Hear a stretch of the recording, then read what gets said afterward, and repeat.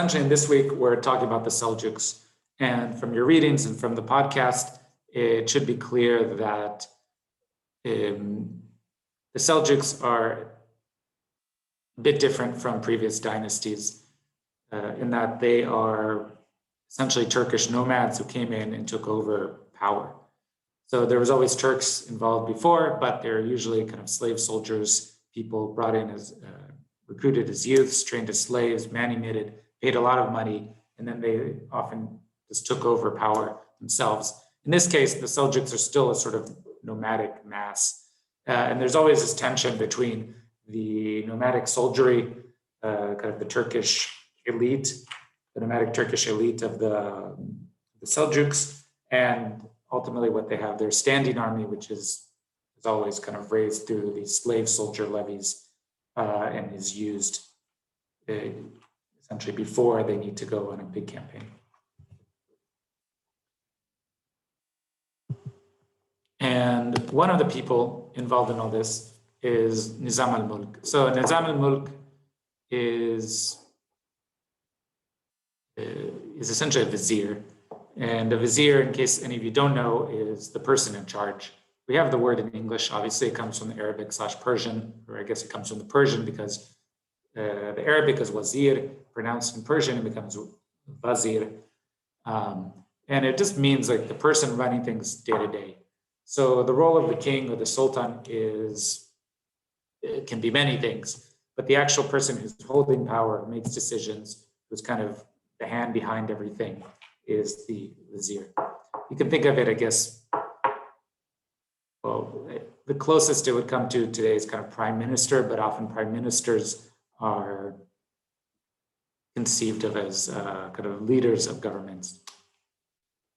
And if you have any questions throughout this, just type in the chat or use the raise hand function, or just even speak up and I'll try to stop. And let me just make sure that.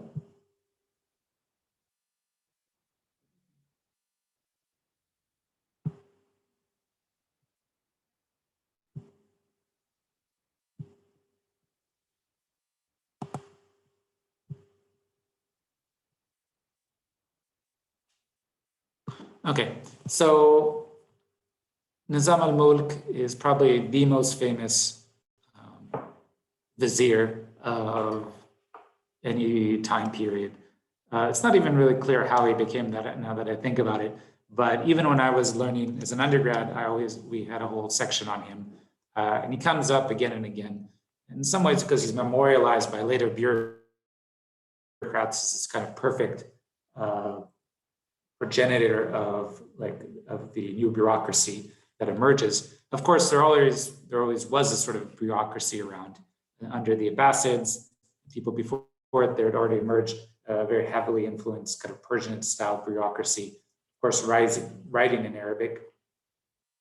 Under Nizam al-Mulk's term, it was basically everything was in Persian, as you should have heard from the piece on New Persian.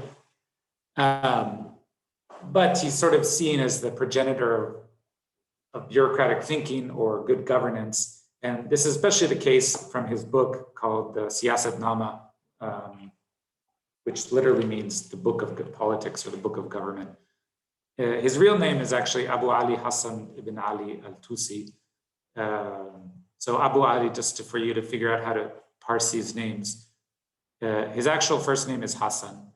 Abu means father. So Abu Ali means the father of Ali. And this is sometimes instead of usually you never refer to anyone by their first name. So you often just refer to them by a title they are given or what's called like, not a nickname, but some sort of honorific. And one of the easiest ways to make honorifics is by calling you the father of, or the son of, or of XYZ person.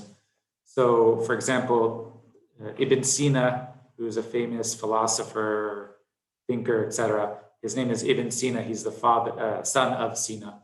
Abu Ali is a way to say father of Ali. So here's Hassan. He's the father of Ali. He's also the son of Ali. And this is pretty common. Usually we name your boy after your father, etc. or your grandfather, so they would skip generations. And Tus is a place in Iran, now I think near Mashhad. It was a big city, but is now ruined. But even if that's his real name, the honorific he was given is Nizam al-Mulk, which, if you translate it, literally means the order of the kingdom. Right? So Mulk is a kingdom or a realm, and Nizam means to order, do things like that. And he ends up writing this book, the Siyasatnama. He presented it in two parts. The first in 1086 and then 1091. And if you notice something, he's right about at the end of his life, or he gets assassinated. So he's writing it not at the, well, let's say maybe at the height of his power or at a particular moment in his power, in which he decides that he needs to put this into writing. And he serves under numerous sultans, including the father of the sultan he's most known for, Malik Shah. But he seems to have had the closest relationship with this guy, with this sultan named Malik Shah, who essentially ascended to the throne as a minor. And so Nizam al-Mulk actually becomes, in some senses, the guardian, also the power behind the throne. He's even given another title called Atabeg, so the person who, the father of the prince. So in a sense, he's also the guardian of the prince in some ways. And he becomes so powerful that later on, people essentially call this period under Malik Shah, this Seljuk Sultan, al-Dawla Nizamiya, which you can translate as Nizam state. So Dawla means the turning of the heavens, fortune. It also could mean a dynasty, and this spreading up further, like a state. So the state of the Nizam state.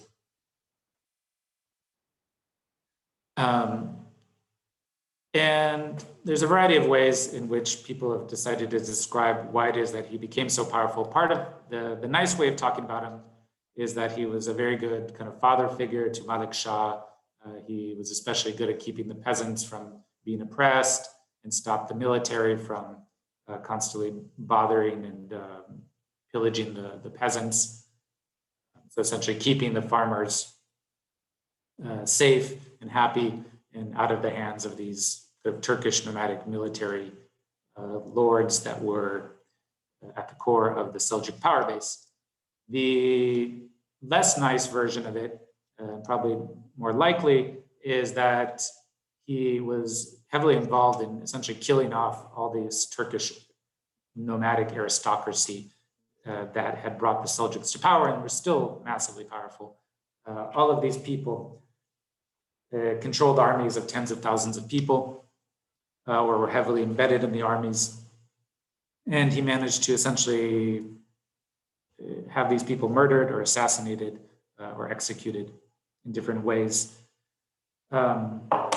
And this created obviously a lot of trouble. So Malik Shah, he had essentially a relative, Kavurt, who I believe was his uncle. So he's the brother of Malik Shah's father, obviously from a different mother.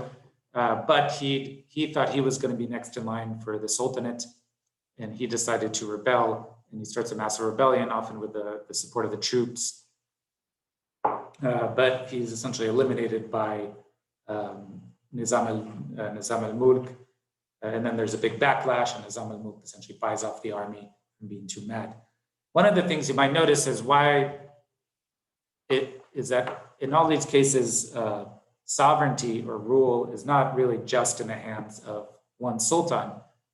That in these kind of nomadic Turkish or nomadic Mongolian polities, that there's an idea that essentially rule should always be shared within the family. So we see this even in the very first two sultans of the Seljuks, whose name I can't remember, I think Tuğrul Bey and Chagri. They essentially kind of shared the sultanate, even if one of them was considered kind of the stronger power. And at every moment of transfer, there is always the possibility that anyone in the family could come and take power not just the son. And so at each point, you basically had to come in and eliminate the other competitors or make sure that they weren't going to rebel. Questions so far?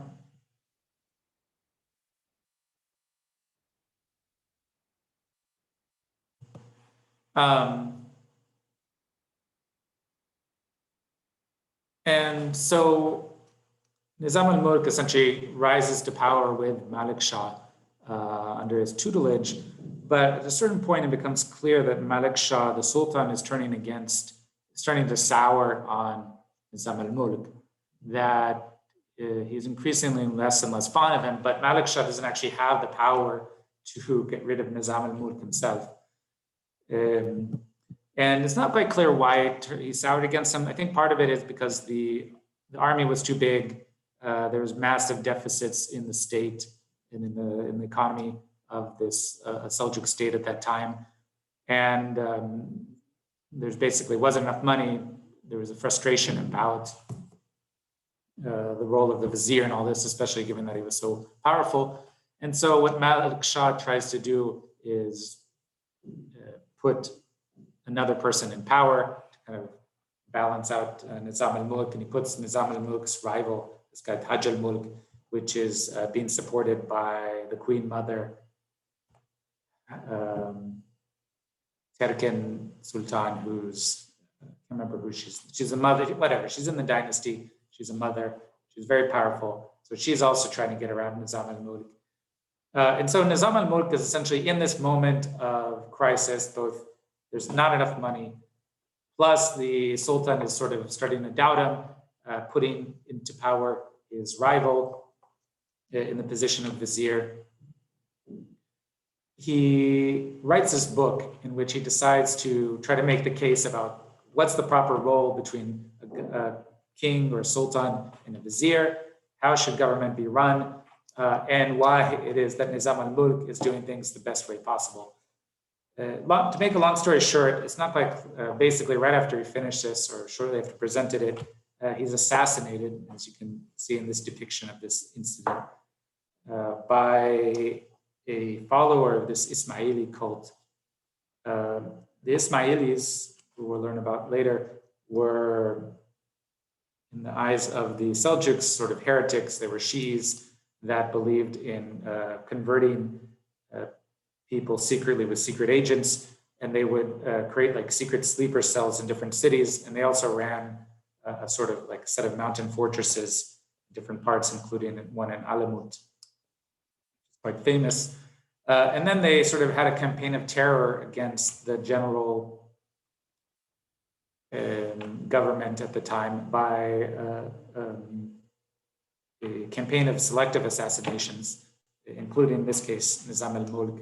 And so here's a depiction of that assassination, in which you see this guy coming up. It looks like he's stabbing a knife into Nizam al-Mulk's stomach or something. Some later reader has come through and scratched out people's eyes and faces for unknown reasons, perhaps because they thought it was a bit offensive. Any questions so far?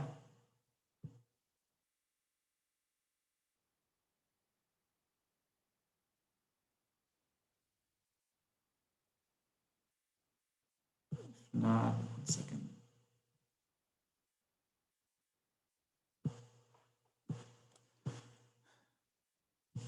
So what we have in the Siyasatnama is basically an idealized vision of government run by a bureaucratic class. And ironically, it's almost in a sense, it might not be the best example of how things were running, but at least how they idealized them to run, or maybe even a vision of how what was actually not happening. And it tries to make these points through all sorts of different examples, historical examples, usually from the Ghaznavids, the Samanids, Zafarids, right? So the dynasties we talked about last week, and of course the Shahnama. And ultimately tries to instruct the Sultan into how to order or run the realm. And in this way, it's kind of similar to this other text called Mirror for Princes, which are more heavily discussed in this reading that you have by Patricia Crone, in which she discusses kind of the Persian notion of rulership and kingship. And these Merida princes, usually a father who's a king instructs his son, who's the prince, about how to behave and rule. And rather than telling you exactly how to structure government or what to do, it's more about the moral qualities of governance, how you should behave as a sultan, etc. How often you should drink, when you should drink, what you should read, who should you have sex with, who you should bring into, who you should be friends with and not, et cetera, et cetera. With all these sorts of basic things, which we're supposed to teach you how to behave and in that sense to rule. And this also, I think, reflects in some ways an idea of kingship that we were talking about before, which is that if kingship is granted by God, or let's say by the heavens, that a king is ultimately someone who is chosen by this miraculous far, or kind of huma bird that falls upon you, then in some ways it's random who becomes king, but once they're king, you can essentially train them to, you can transform their morality.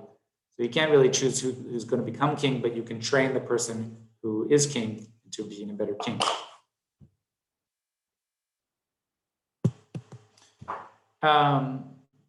So with that, I want to essentially start a small discussion as to the first part of the story, which is this somewhat long tale about a bad vizier named Rast Rashidin, so good governance. Does anyone want to summarize the first little chapter? Would like to volunteer to summarize it?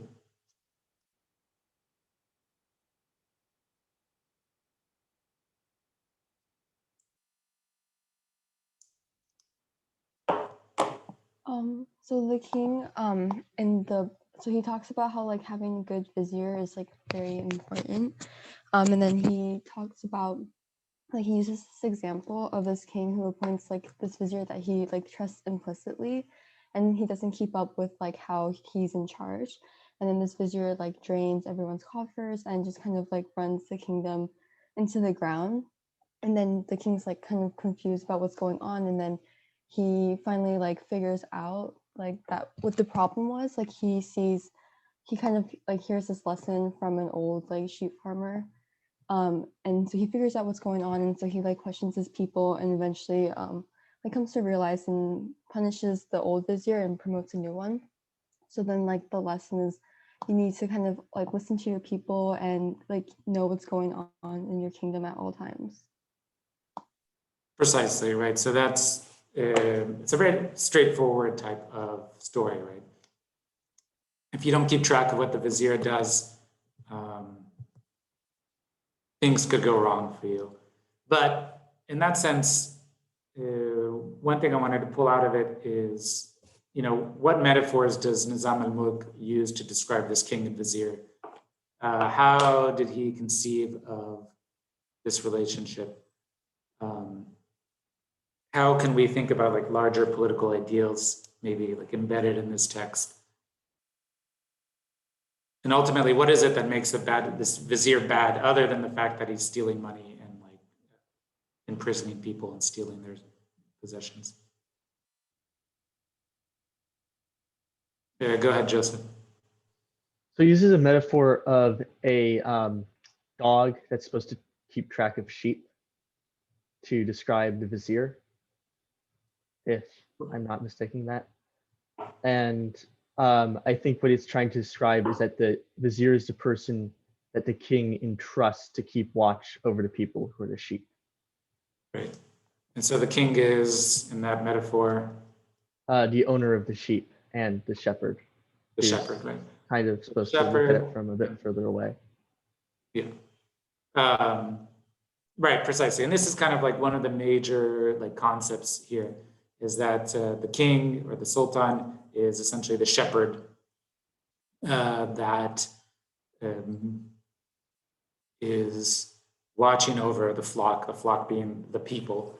And in some ways, this is actually even how this metaphor explains how people called subjects in all of these polities. So under the Ottomans and before, the general subject population, that is the non-elite people who weren't in the ruling family, were called the ra'aya, which literally means the flock, right? So they're the sheep, which the shepherd then watches over. And then this vizier is the dog who's supposed to guard the sheep from the wolves. And so given the kind of historical context of this tale, how would you interpret what Nizam al-Mulk is trying to say here? Why do you think he decided to highlight this? I mean, he probably doesn't think that he's, for example, a bad vizier or an evil vizier.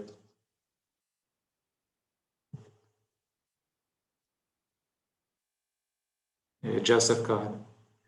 Okay, so I'm thinking the reason for this is because he's protecting the Rhea class against or in his version of events, he's protecting the Rhea class, the people producing against the Turkish nobility who are taking away their money. So by emphasizing the role of protection and the importance of the people who are producing, he is pushing his political version of events against those who push the primacy of the military. Yes, definitely. Anyone else want to jump in or add anything?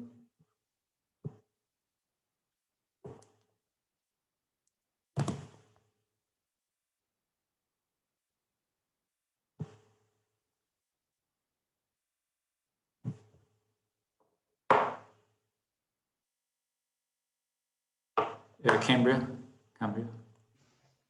Yeah, I think he's emphasizing how important it is to have a vizier that you like really trust, and you can't just have just any old vizier, and like because they hold so much power. And so he's kind of, I think, highlighting how like he has done a good job, or kind of like he in the past has done his duty and like has done a good job, and so like you can't just go with anyone, I think.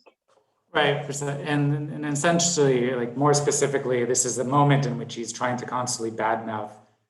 In this book, he's trying to constantly raise critiques against his competitor, this Taj al-Mulk guy, who's actually the vizier at the moment, and who he thinks is plotting with the mother-in-law to overthrow the realm and to invite another king to take over. So in this case, like when this bad vizier, Rastashvin, is plotting with the enemy, like Nizam al-Mulk is, I think, almost being literal in the sense that you can't trust this vizier. If you trust him, he's just purposely trying to destroy everything so another person can come in and take over. In some ways, it's very, reading it today, it seems like he's just telling us a morality tale, but he's also, in a very blatant and direct way, also just insulting the people around him, his competitors. And in this sense, to go back to this question of shepherd and so forth, what we see here is an idea that actually is found through all sorts of Near Eastern societies, not just in the Seljuks or not just later on, but can even go back to like the Assyrians and the ancient Persians and stuff like that. And that's this weird, not so weird, but the concept of the circle of justice. And in the circle of justice, that I'll just read it, but the world is a garden hedged in by sovereignty or kingship. Sovereignty is lordship, preserved by law. Law is administration, governed by a king. King is a shepherd, supported by the army. The army are soldiers, fed by money. Money is revenue, gathered by the people. People are servants, subjected by justice. Justice is happiness, the well-being of the world. right? So in a sense, it's a circle, each piece of which feeds into it. The well-being of the world it goes back to the world as the garden. So each piece of this puzzle supports the other and creates a sort of virtuous circle that creates a better world. And this idea becomes more and more prominent in these kind of manuals of thought, partially because the role of the Sultan becomes more and more central as a sort of political power. And if you remember, like under the Abbasids and the Umayyads, who initially started, and especially under the kind of nomadic Arabs, this notion of kind of a secular kingship of what's called Malik, al-Mulk, is like, it was viewed quite negatively. I mean, the problem with kings is that they were equated with as gods, and the gods should be, and the kings should just always remember that they were humans, and that what you really need is someone to bring in sort of God's will and justice to the world. But now, all of a sudden, by the time of the Seljuk Sultanate, the supposed representative of God's will, which is the caliph, is a nobody. He has no real power. He's just stuck in Baghdad as a sort of symbolic person. And instead, all the real power ends up being in the role of the Sultan. So now, how do you decide what's the role of the Sultan? How do you decide what's this new central place of kings? And so at the very last sentence of the essay we have by Crone, she kind of sums it up, to early Muslims, kings were usurpers of God's power. And to later Muslims, they typified it. So in short, that what people are trying to come to terms with is this new space in which kings are much more powerful and much more central, and that everyone has to theorize it in a new and different way. And we'll talk about that more in a few weeks. One other thing about that story that I wanted to point out, though, is there's one, so in this part where the vizier is, the king realizes the vizier has been cheating and imprisoning people and stealing their money. He imprisons the vizier, and then everyone comes with their complaints. And then there's this one complaint from a soldier in which the soldier says to the vizier, the evil vizier, like, you can't dismiss me, only the king can do that. In the end, you're just as much a servant of the king as I am. You have no power to do that. You can't take over the place of the Sultan. And this, I think, represents kind of one of the major ideas, is that in this like circle of justice, in this concept of justice, justice doesn't mean that people can change their position. A soldier should always remain a soldier. A king should always remain a king, and a vizier should always know his place. And the moment injustice happens is when people take over the positions of others or move into the social classes or social worlds of others. The ideal world, again, this is always an ideal, is one in which everyone knows their place and stays in it, which is also very different from our conception of life today. We have this idea that anyone can become a somebody, can become rich, can become powerful, can become the president if they work hard enough, if they are special enough. Anyone has the potential to become the most important person or most powerful person in the world, and should be respected for that. And this was definitely not an idea that was in the minds of people back then. Any questions so far? Comments?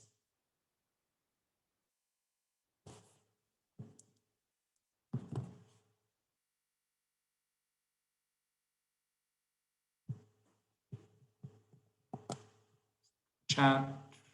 No. Okay.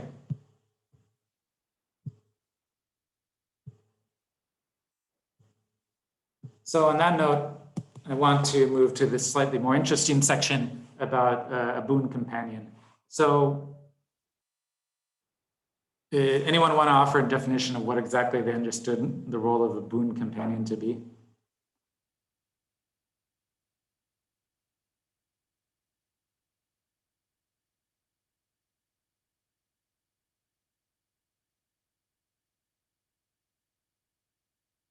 Cambria, go ahead. I understood the boon companion was the like people who the king could convene with to like drink and kind of relax because he couldn't like spend too much time with like his slaves or with the vizier or with nobles because it would like lessen his power. And so the boon companions were the people who he could like go to like spend his time with and stuff. Like Right. So the people he like parties with, he has jokes with, he kind of can be carefree, ideally be himself in some way. But what makes a good boon companion? Like, why is it that he needs these people in the concept, in like the larger theory of rulership? Like, so if being with slaves is unacceptable, or being just with the hanging out with a vizier is unacceptable, why is that?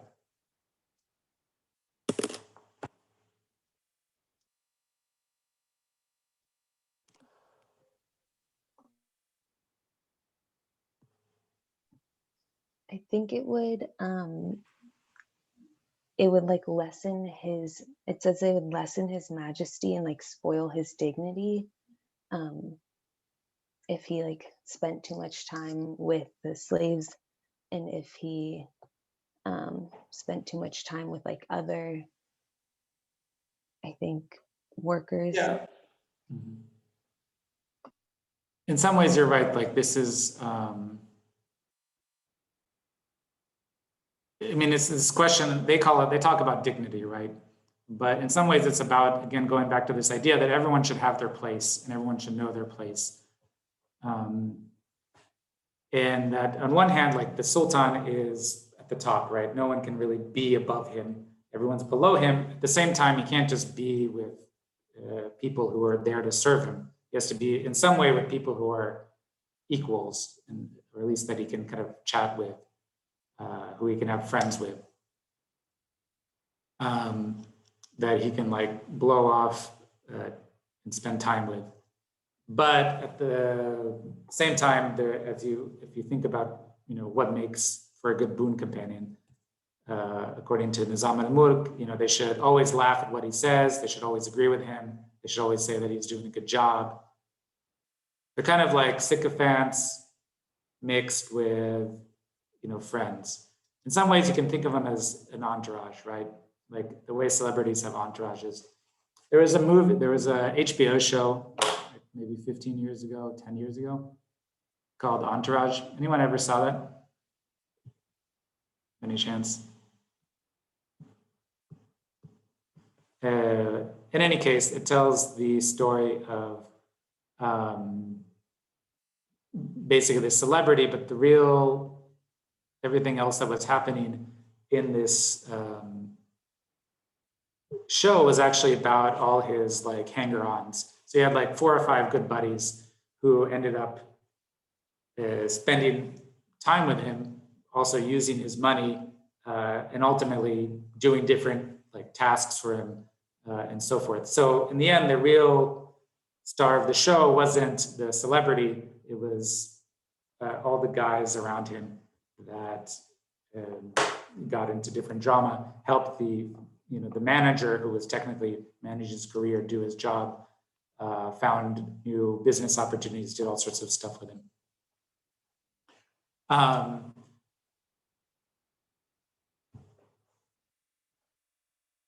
In this case, anyone want to venture as to like what makes a bad boon companion?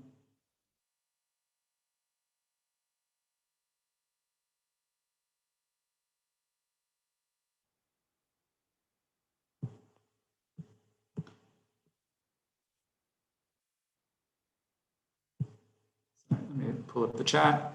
Alvin says, one that tries to hold political influence over the Sultan. Right.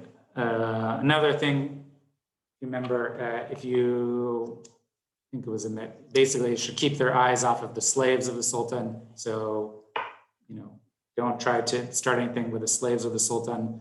But like, again, for Nizam al-Mulk, everything revolves around this idea that like, these guys are just there to party with the Sultan.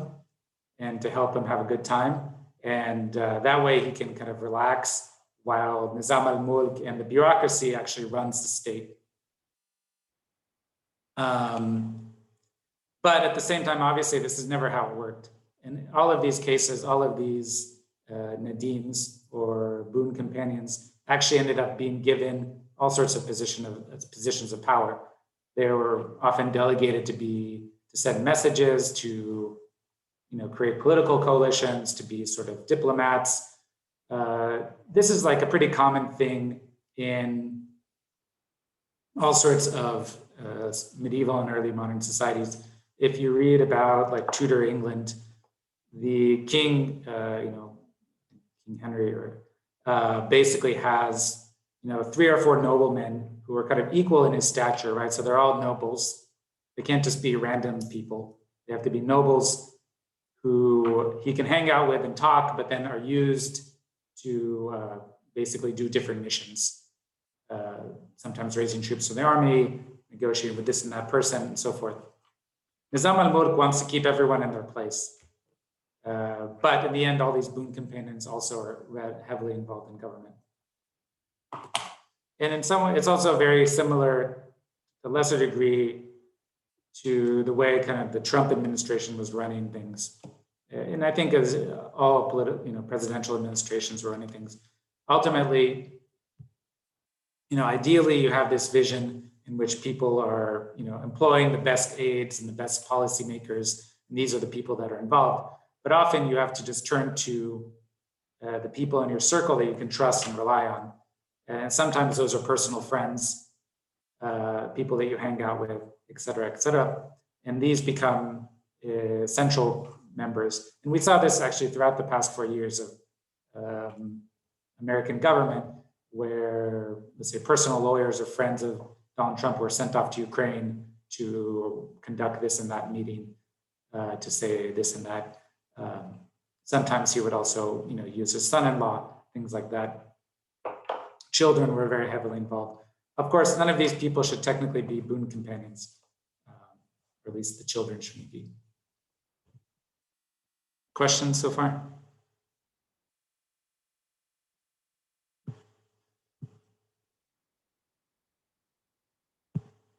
So on that note, there is one thing that basically boon companions are supposed to do, and that is to get drunk with the Sultan.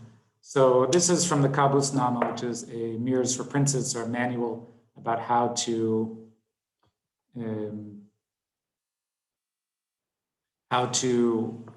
again, be a prince and how to be a king.